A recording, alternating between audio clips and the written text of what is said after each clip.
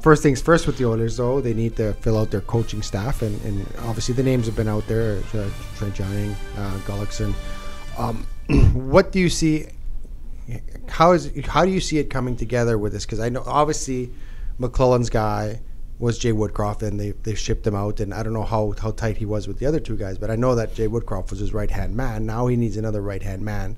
How do you see this playing out, Rob, early on when it comes to the coaching staff? Who's making that call? Who's making that decision as to what coaches are going to be behind the bench next year? That's what I'm wondering, because if you just get rid of all of Todd's guys, is it now Todd's decision again to bring in his own assistants? I think it probably is above Todd now, that Chiarelli would probably be the guy making those calls. If you fire your coach's guys, then why would you give the coach the decision, the power to bring in the new guy? So they wait until the summer when everybody's free and all the dust from the season has settled, and I think I think they're going to want to bring in somebody who is NHL ready if things go sideways 20 games into this season. You don't want to be on a exhaustive coaching search at that point. I think they're going to want somebody on their staff who, heaven forbid, if the Oilers are in last place again 20 games into the season, that if they have to remove Todd, that they'll have somebody on staff with NHL experience who can step in and fill that role. So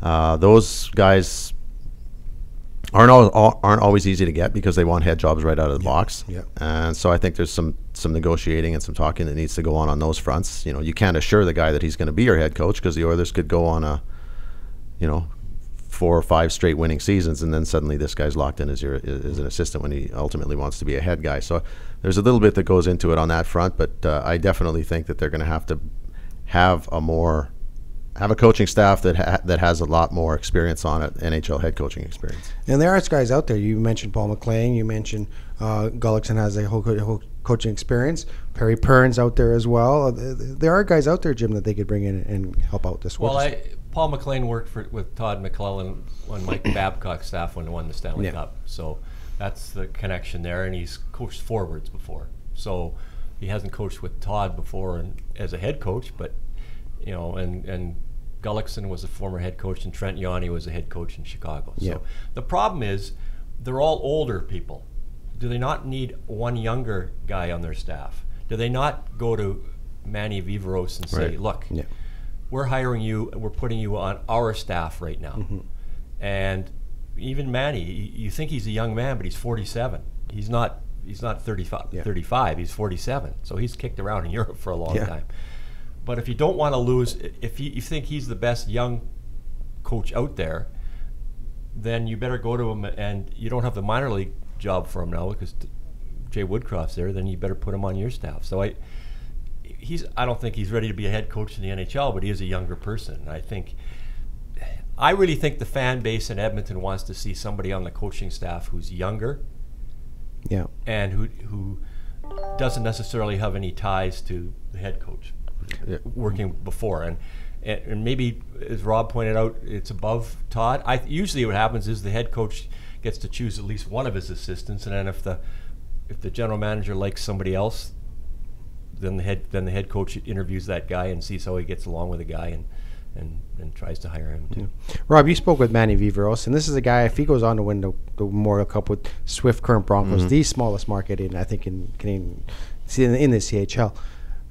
Is this a guy that the Oilers now will, if they want him, they may have to pay for him, because I'm assuming the offers will come for him. Yeah, he's actually, you look at his record, and he's won pretty much everywhere he's been. He went over to Europe, and he took a couple of teams to national championships. He's suddenly coaching Denmark at the Olympics, and he's relating to young players. He isn't a really young guy, but he's communicating with 17, 18, 19, 20-year-olds. So that'll put him in a good position. And yeah, if he comes and all of a sudden rolls back in and takes Swift Current to Memorial Cup in 2 years, then suddenly it's just not like, oh, thank goodness, Edmonton, you're offering me a position. He might have a choice. So, Edmonton, the guy's from St. Albert, so I think Edmonton would be a good landing spot for him. I think he would like that. But yeah, his stock is absolutely rising, and if he closes the deal at the Mem Cup, he's gonna be in a really good position. I would go to him before the Mem Cup. Yeah, that's what I'm thinking. Myself, and say, we have a job for you, because I think the other jobs would be coaching the minor league teams. Yeah. There's lots of those jobs available right now. Lots of teams have fired their minor league coach and are looking for somebody to coach their minor league team. The Oilers are not, because they have somebody, but that only leaves an assistant coaching job. And they had 3 assistants before. I don't know if they'll have 3 this time. I think they might just have 2. And then a goalie coach. They had too many last year. When it comes to assistants with the Edmonton Oilers, I don't think Todd's ever coached with a guy that he has to look over his shoulder knowing that if I get gassed, this guy can easily step in, which would be the case if Paul McLellan showed up, if Gullickson showed up, if an experienced NHL coach came and joined him on the bench. Is that maybe some sort of issue, Rob, in your opinion, if you're coaching with a guy knowing that he's going to take my job if I don't get this thing going right away? I think it turns up the urgency everywhere. Like just like you bring in a goalie to push your goalie. It's uncomfortable, but I think it's in the long run. And if the players like Todd, and they don't necessarily, Gullickson's can be a bit of a hard case sometimes. If they like Todd and they can see plain as day that the Grim Reaper standing right behind his shoulder, I mean, that lights a fire under them as well. We like this coach. We don't want this coach fired. We want to succeed, and I think just that urgency that nothing's given and that you have to produce or it's over is a healthy environment. It's uncomfortable, but it's healthy. How do you feel about that, Jim?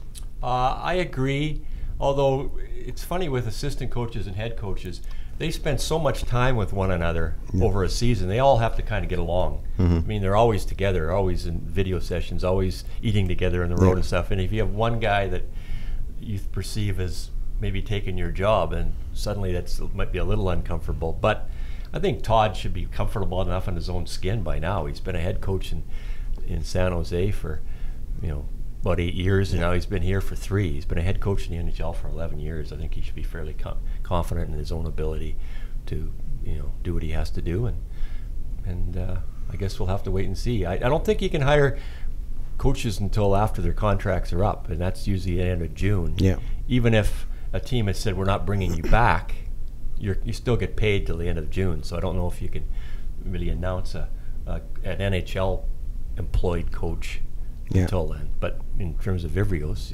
we could think he could announce him tomorrow if you wanted to.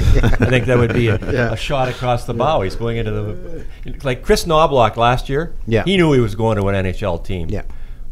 During the Memorial Cup, it was just which team he was going to. Yeah.